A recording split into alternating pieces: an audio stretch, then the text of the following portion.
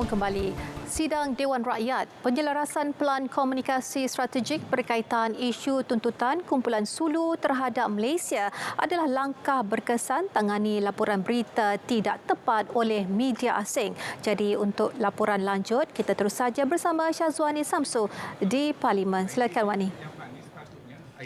Ya Miza, kerajaan mempunyai langkah-langkah strategik yang akan dilaksanakan bagi menangani isu tuntutan kumpulan Sulu terhadap Malaysia. Bagaimanapun, Menteri di Jabatan Perdana Menteri Parlimen dan Undang-Undang Datuk Seri Dr. Wan Junaidi Tuanku Jaafar menjelaskan langkah-langkah tersebut tidak dapat didedahkan. Perkara berkenaan telah dibincangkan oleh pasukan khas bagi menangani isu tuntutan kumpulan Sulu terhadap kerajaan Malaysia. Pinjaman kasar tersebut sebanyak 217 bilion tersebut telah mengakibatkan terkini pasukan peguam penuntut dalam proses untuk menguatkuasakan final award oleh Dr. Gonzales tanpa di Belanda bagi menuntut melalui proses sitaan aset syarikat-syarikat dari Malaysia di sana. Kerajaan melalui Jabatan Peguam Negara sentiasa komited dan akan mencabar segala proses perundangan yang perlu dihadapi. Percobaan terkini oleh pihak yang mendakwa sebagai waris Kesultanan Sulu untuk merampas aset yang didakwa milik kerajaan Malaysia di Belanda boleh dikatakan sebagai satu lagi tindakan mengimbang kesempatan yang bertentangan dan melanggar peraturan timbang tara dan norma di bawah Convention New York, the United Nations Commission on International Trade Law or UCITRAL.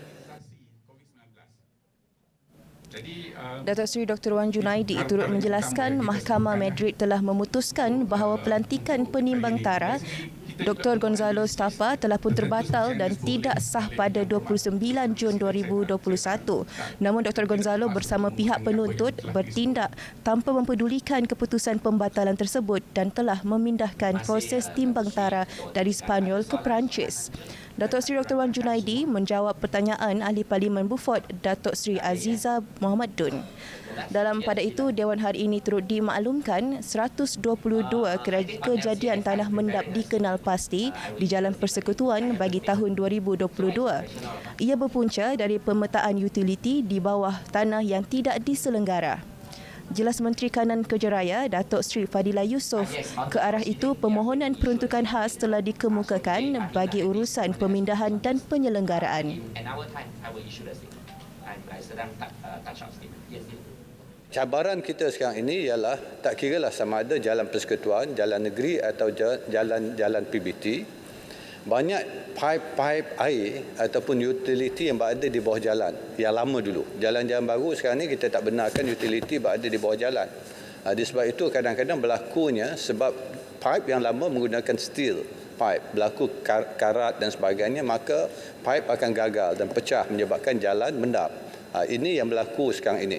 Dan sebab itu untuk jalan persekutuan apa yang kami laksanakan, kita dah minta untuk tahun depan peruntukan khusus supaya kita dapat mengalihkan utility ataupun utility yang sedia ada digantikan dengan teknologi yang lebih baru supaya daya tahan pipe tersebut adalah lebih baik, tidak akan berlaku kerosakan disebabkan karat ataupun kegagalan permukaan tanah dan sebagainya.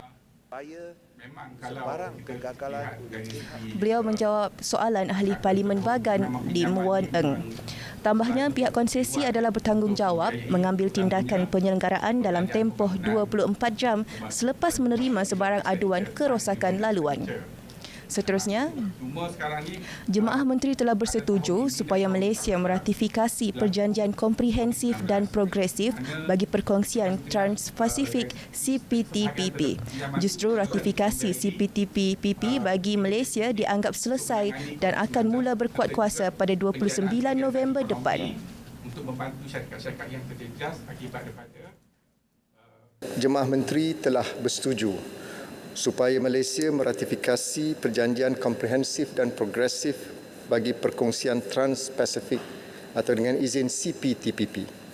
Berdasarkan mandat tersebut, kerajaan telah secara rasminya mengirim surat cara ratifikasi atau dengan izin Instrument of Ratification kepada Depository CPTPP iaitu New Zealand pada 30 September 2022. Dengan ini, ratifikasi CPTPP bagi Malaysia dianggap selesai dan ianya akan mula berkuat kuasa bagi Malaysia pada 29 November 2022. Untuk makluman yang berhormat, Malaysia merupakan negara ke-9 yang meratifikasi perjanjian ini. 16 sen digunakan. Tambah beliau, selain CPTPP, Malaysia juga terlibat dengan Perjanjian Perdagangan Bebas FTA bersama Turki pada 29 September lalu. Walaupun gagal dalam rundingan Perjanjian Perdagangan Bebas Malaysia Kesatuan Eropah, Malaysia juga terlibat secara aktif di dalam rundingan menaik taraf FTA serantau sedia ada bagi Perjanjian Kawasan Perdagangan Bebas ASEAN-China, Perjanjian Kawasan Perdagangan Bebas ASEAN-Australia New Zealand dan Perjanjian Perdagangan Bebas ASEAN atau ASEAN Trade in Goods Agreement. Datuk Seri Azmin menjawab pertanyaan Ahli Parlimen Bukit Bendera, Wong Hun Hai. Baik, seperti biasa Dewan sedang beristirahat dan akan kembali bersidang bagi menyambung sesi perbahasan Rang Undang-Undang Pengangkutan Jalan Pindaan 2022 pada 2.30 petang nanti. Untuk pengembangan berita tengah hari seterusnya, kembali bersama Miza di Angkasa Puri. Baik, terima kasih Wani di Parlimen. Baiklah saudara, kita berehat seketika dan kembali sejurus lepas itu.